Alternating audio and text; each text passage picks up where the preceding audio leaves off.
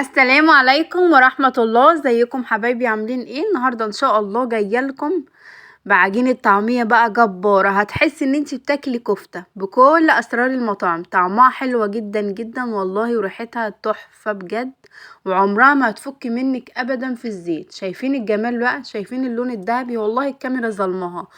بجد تحفة، وريحتها تحفة، ونضيفة جدا جدا. مفيش احلى من حاجة لبيتي. شايفين بقى هنا العجينة معايا عملت كمية كبيرة، وكمان الطعمية قدمتها هنا مع اللفت البيتي التحفة ده اللي انا عاملاه،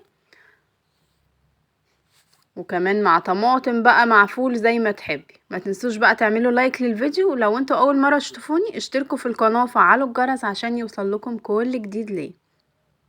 اول حاجة جبت الكبة وحطيت فيها نص كيلو من الفول المدشوش يكون منقوع.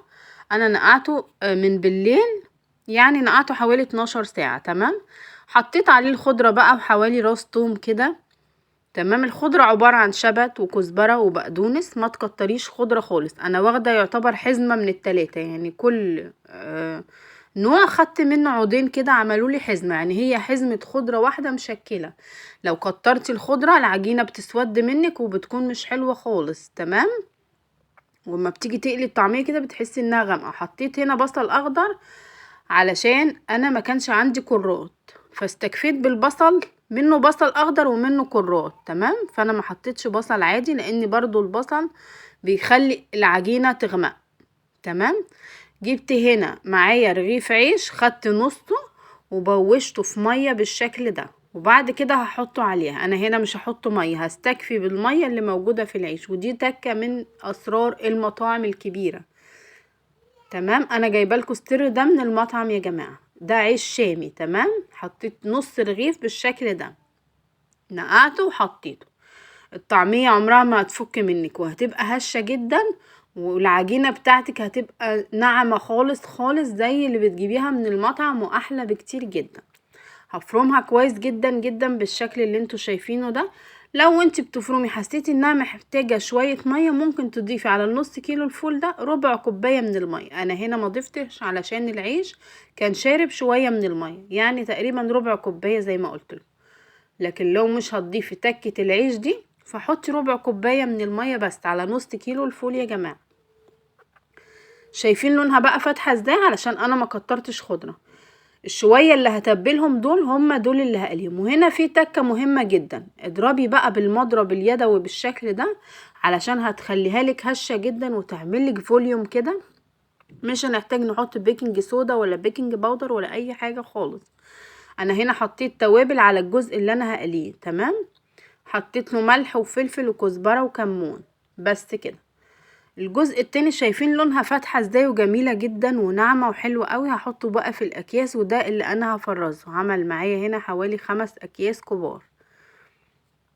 طبعا احلى من اللي اشتريها من بره. وشوفي الكمية دي من بره هتجيبيها بكام. تمام.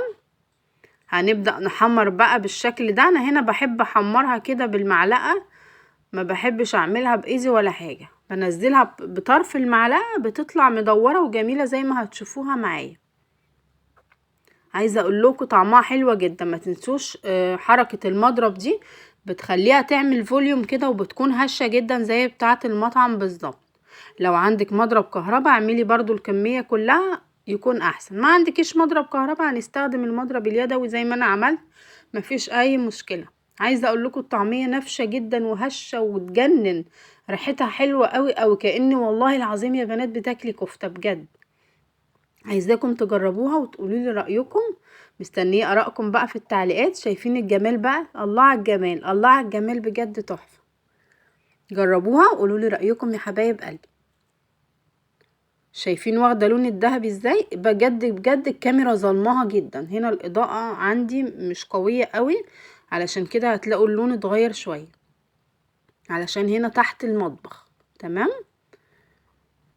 شايفين بقى الجمال بقى؟ ادي العجينة اهي، عملت 5 اكياس كبار، وطبعا انا قليت منها تقريبا كيسين. يعني انا بسم الله ما شاء الله انتوا شايفين، يعني الطبق ده يعمل اكتر من 10 جنيه طعمية. الطعمية دي دلوقتي ب2 جنيه لانها حجمها كبير. اللفت الجميل ده بنودعه مع بعض، انا عاملاه في البيت برضو تحفة جدا.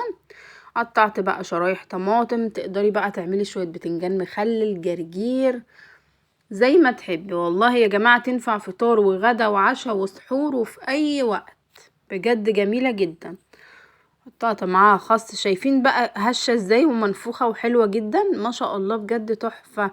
والله يا بنات تحفة. انا ما حطيت بيكنج باودر ولا اي حاجة خالص، ولا بيكنج صودا ولا كربونات ولا الكلام ده خالص. جربوها وقولوا لي رأيكم. اشوفكم بقى على خير في فيديو جديد، وكل سنة